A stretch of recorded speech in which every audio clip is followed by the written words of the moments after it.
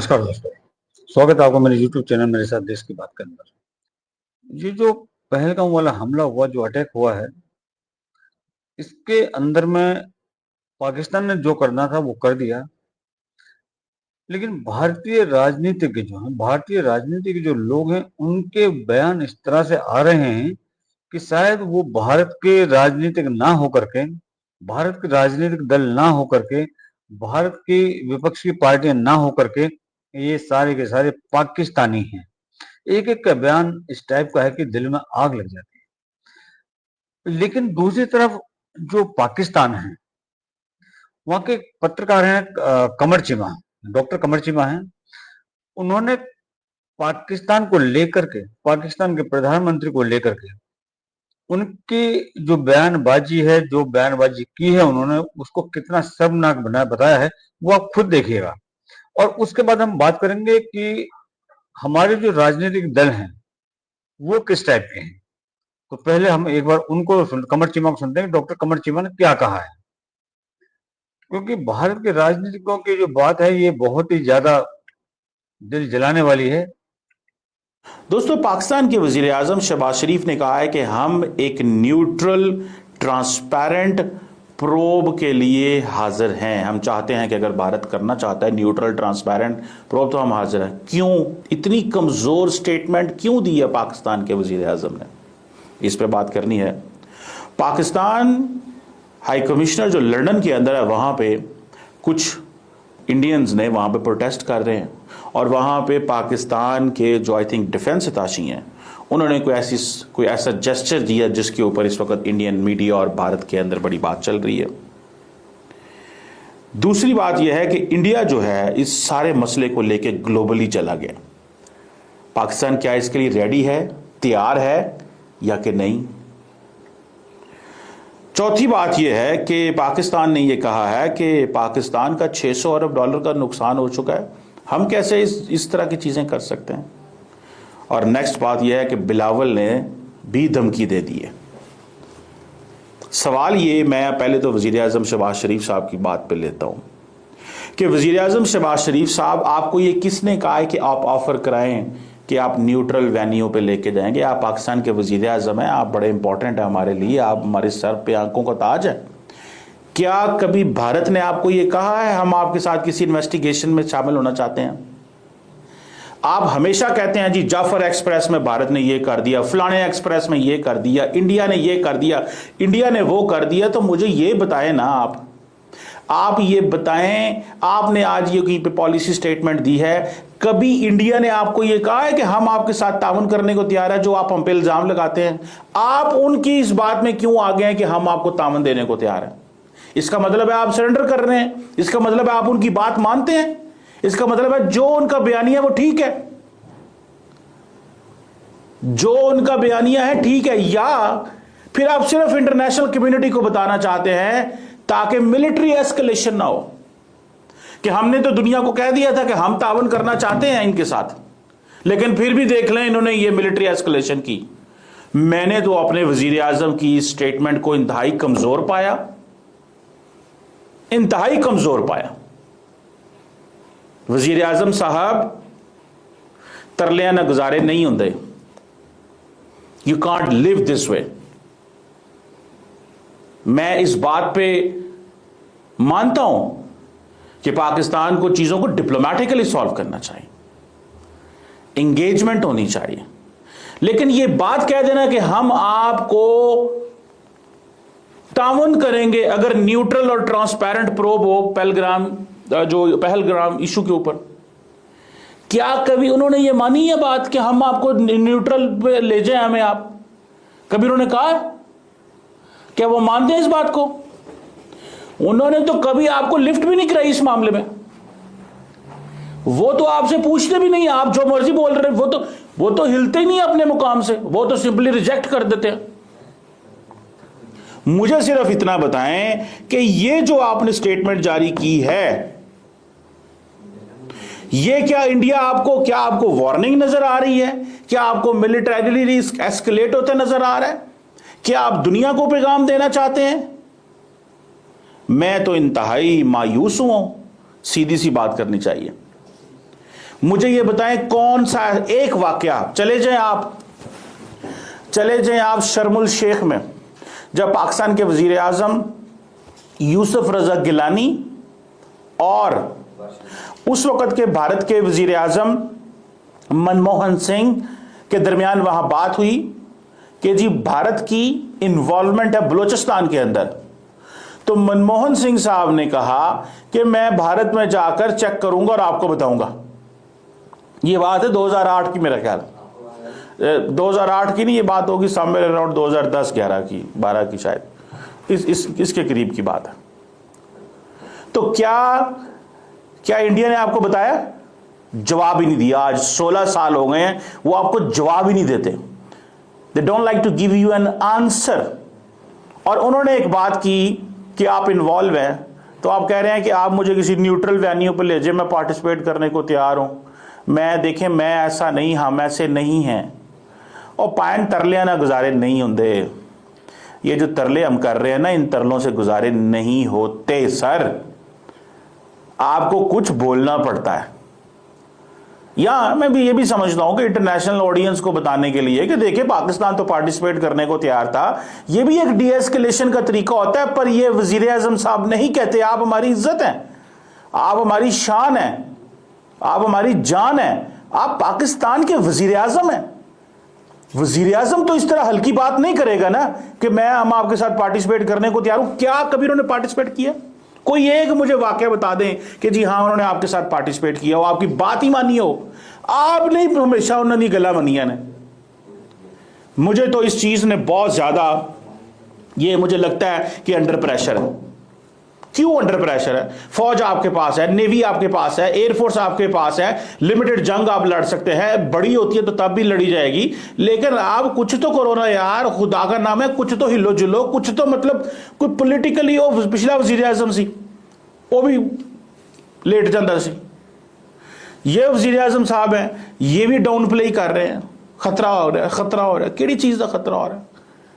खड़ो तो सही पांव पे यार, पांव पे खड़े तो रहो।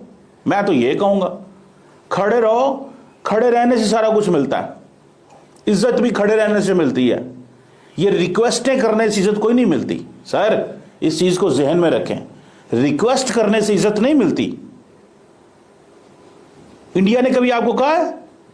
और मजे की बात सुने, उनकी आप चेक करें कि वो कितने ऑफेंसिव खेलते हैं। उन्होंने डॉलर फेंके, डॉलर यूरो पाउंड फेंके हैं अपने डियास्पोरा पे बाहर। उन्होंने कहा जाओ पाकिस्तानी हाई कमीशन के बाहर जाके प्रोटेस्ट करो कि ये दहशतगर्दी फैलाता है।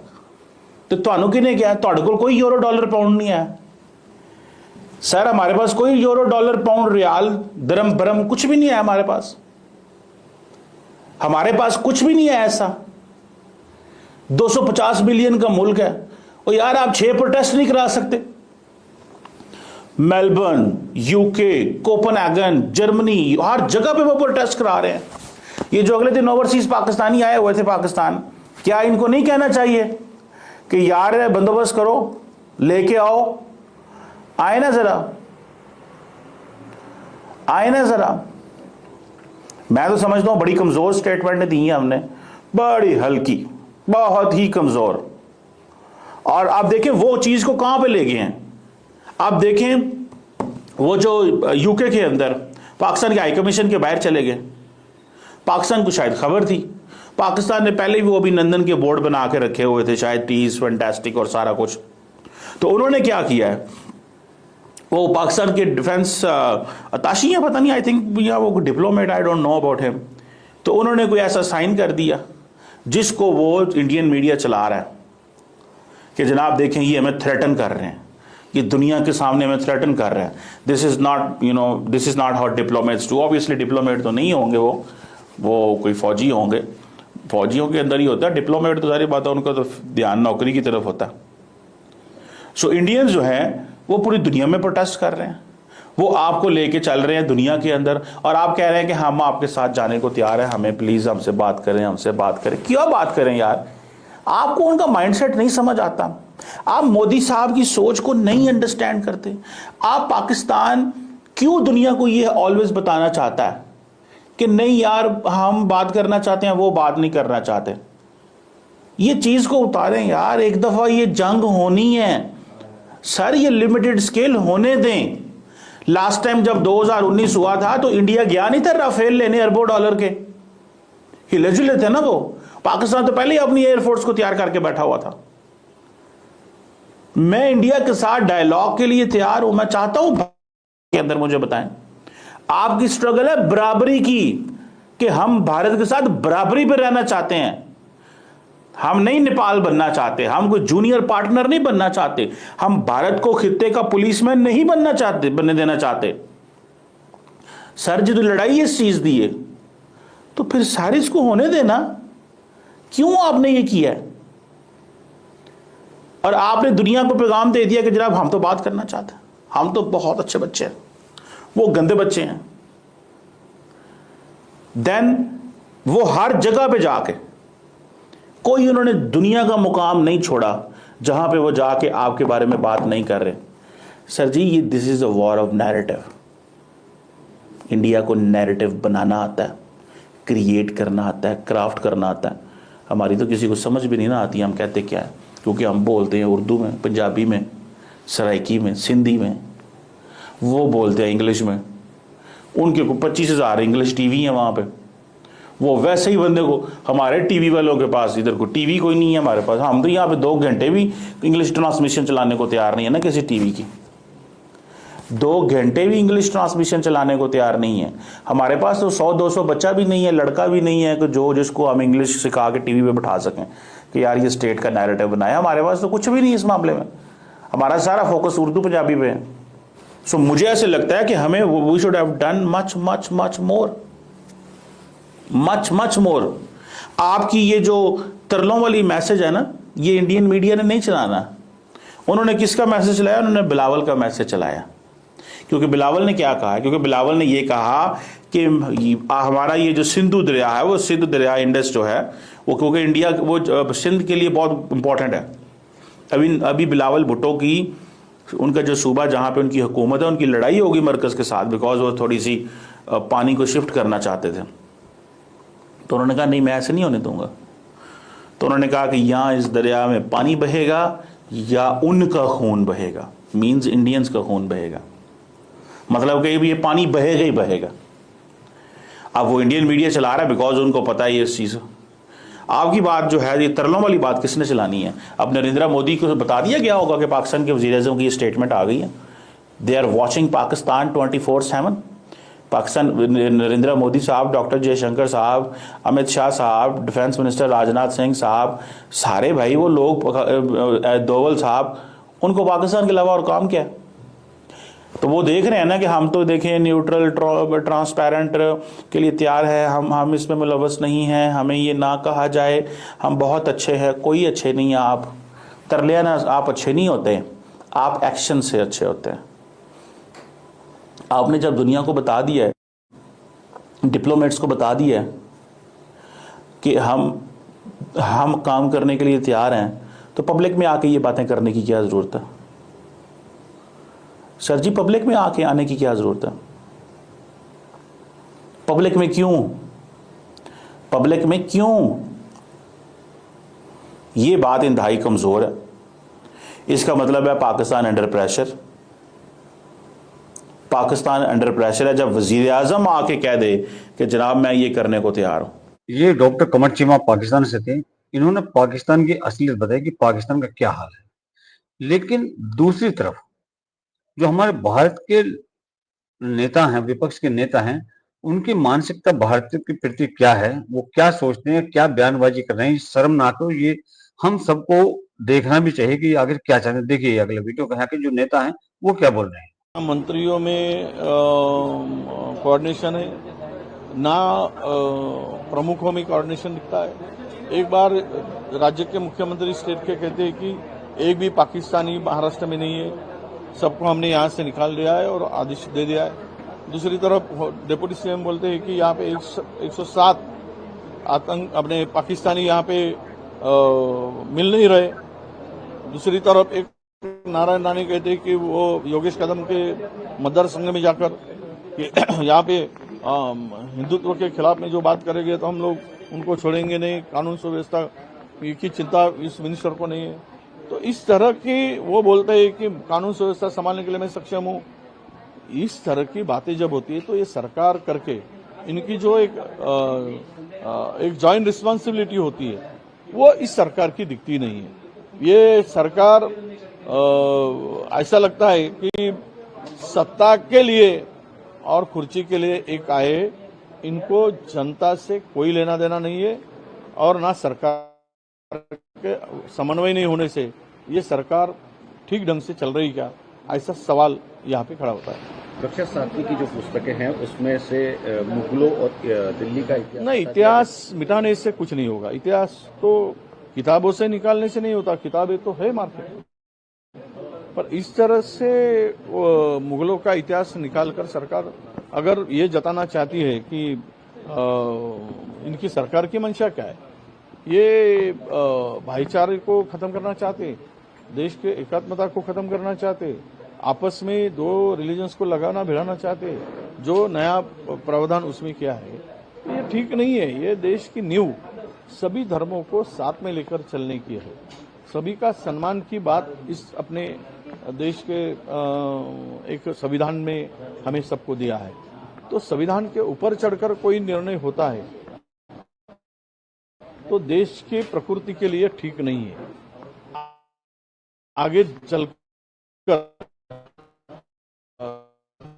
देश को होती है तो मुझे लगता है कि सरकार की मंशा ही आपस में लगा बढ़ाकर, आपस में दो धर्मों को, जाति को लड़ाकर खुद की रोटी सेकने की ही मंशा इसमें दिखती है। महाराष्ट्र के मंत्री हैं राष्ट्रवादी के श्री चिरवड़, उन्होंने लाडली बहन के संबंध में वो झूठ बोल रहे हैं। मंत्री ने झूठ नहीं बोलना चाहिए। 2100 रुपए देने का वादा हुआ था, अब वो भूल जाते हैं तो सत्ता में आने के बाद में जब वोटिंग मांगने जाएंगे तो इनको याद दिलाएंगी जनता। चाहे हाथ में जो मिले दरवाजे पर जाओगे तो उसे स्वागत करेगी आपका। आप झूठ बोलकर गुमराह करोगे तो एक 1500 रुपए देकर आपने उपकार नहीं किया है। महंगाई कितनी बढ़ा दी। आज सिलेंडर से लेकर तो चावल, दाल, चीनी सबके दाम, तेल से लेकर सबके दाम बढ़ा दिया है। क्या होता है 1500 रुपए में? और कुछ देना नहीं और फालतू की बातें करना, बकवास करना, यही मिनिस्ट्री में चल रहा है। इस तरह की बकवास की बातें नहीं करना चाहिए मिनिस्टर ने।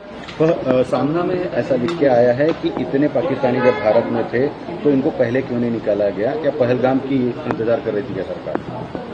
नहीं, सच है सामना ने जो लिखा है। अगर इतने दिनों से पाकिस्तानी वीजा खत्म होने के बाद में या इलीगल तरीके से रहते तो जिम्मेदारी किसकी है? सरकार की है। पहलगाम की जरूरत क्या पड़ी? पहलगाम हुआ और ये हुआ, इसके बाद में अगर निकालने का है तो उसकी इंतजार की जरूरत नहीं थी। सरकार ने, उनके पता है, देखो अभी ये भारत पाकिस्तान हिंदू मुस्लिम करते ही ये दिन निकालने वाले, बाकी तो इनको कुछ करना नहीं है। जाओ ना चीन के खिलाफ में बात करो। बहुत सारे लोग सिक्किम जाके आते, उधर जाके आते हिंदुस्तान के लोग, जब वहां की परिस्थिति देखते हैं और वो चीन की तैयारी देखते हैं, तब तो हिंदुस्तान की कितनी जमीन हड़प लिया है चीन ने, घुसखोरी की है। उस बारे में इनके लाखैन भी नहीं, आंखें लाल भी नहीं होती, पीली भी नहीं होती। भारत पाकिस्तान जहां पे है वहीं पे करते रहते हैं। पहलगाम की जिम्मेदारी किसकी है? जिम्मेदारी तो सरकार ने लेनी चाहिए। पहलगाम की जिम्मेदारी, जो पहलगाम में घटना हुई, 27 लोगों की जान गई, क्या तुम्हारा वहां पे सिक्योरिटी क्यों नहीं थी? क्यों निकाली गई? वहां पे तुम्हारे इतने 200 किलोमीटर तक लोग अंदर आके घुस जाते हैं, तो तुम्हारा इंटेलिजेंस क्या कर रहा था? वो फेल्यूर नहीं है, इस सरकार का फेल्यूर नहीं है। ये एक नेता है और दूसरे नेता का सुनिए कि वो क्या कहते हैं भारत के बारे में। शर्मनाक बयान देते हैं लोग। Concerned at the state of our country. Firstly, I feel terrible and my deep-hearted condolences are for the 28 people who have died in this terrorist act, and a number of people have gotten injured, and definitely my deep-hearted condolences to the family who've lost their loved ones. And I would say that I do wish to say that the people who have gotten injured, I hope they recover at the earliest. Terrorist acts are really a weak way of highlighting their cause, is what I feel. This doesn't highlight a cause, it only makes the people who use these acts on civilians and people who are just there for tourists, it's a weak act. I think surely it is a time that all governments need to come together to fight this kind of an act or this kind of organizations. But I have another thought in this also. This is my thought. This is not a thought that the Congress or my family's thought. You know, in our country, we see that this government will try and show that, you know, talk about Hindutva, and, you know, the minorities feel uncomfortable, and, you know, they feel troubled when you have a survey on, you know, mosques, or you tell people you cannot pray in this way or that way. These kind of things create instability, communal issues. And if you see the way this act, if you dissect this terrorist act that took place, if they're looking at people's identity, why are they looking at people's identity? Because there's a divide that has come about in our country with Hindus and Muslims and also Christians. On Easter, I saw video footage of churches being burnt, priests being troubled. You know, what is this? Why are we having, you know, communal disharmony in our country? This will create divides.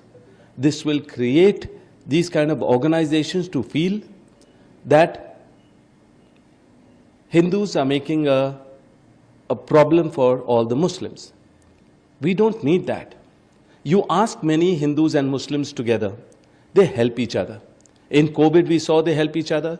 They don't understand all these political ways of, you know, trying to infuse some, or win elections or infuse some kind of disorder in people.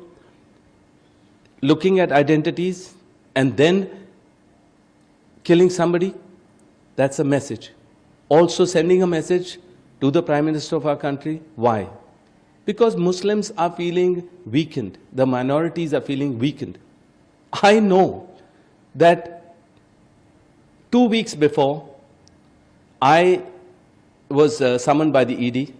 I talked for the minorities. I said that, you know, when you're going to stop minorities or Muslims from basically saying their prayers on spilling over from their mosque to the road, or on roofs of their homes, or you have a survey of the mosques that, you know, there's a temple under that, or there's a statue under that, or you tell them that Babur and Aurangzeb, negative thoughts about that. Yes, there'll be a, you know, divide, and people will not appreciate that in our country, and communal disharmony will create this.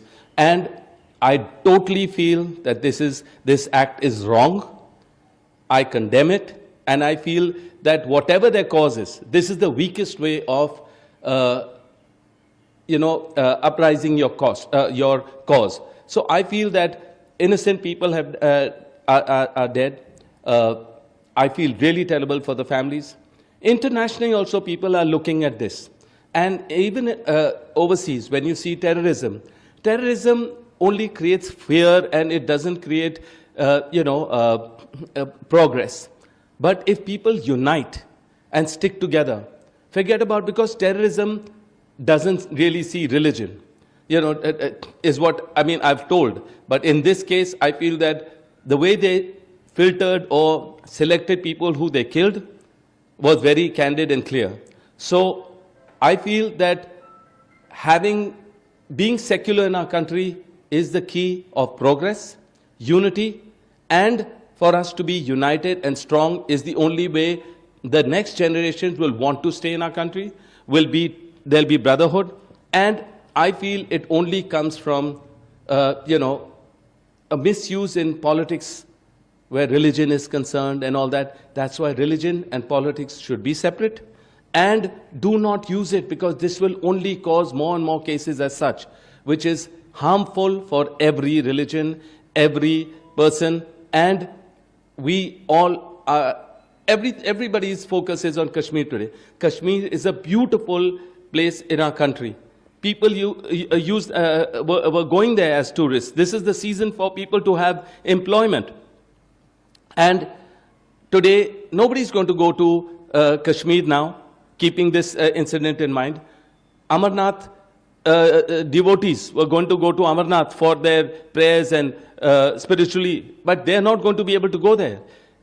How much are we going to tell our own forces to be more strong, be more this thing? This has to be coming from the top, that we feel secure, we feel, we feel secular in our country, and we will not see these kind of acts happening, is what I truly feel. इस व्यक्ति को ये लग रहा है कि इस देश के अंदर में जो मुस्लिम वर्ग है वो सुरक्षित नहीं है, इसको सेक्युलर चाहिए, सेक्युलरिज्म चाहिए इसको। लेकिन आखिर इस देश के साथ में लोग करना क्या चाहते हैं, बहुत ही ज्यादा शर्म की बात है।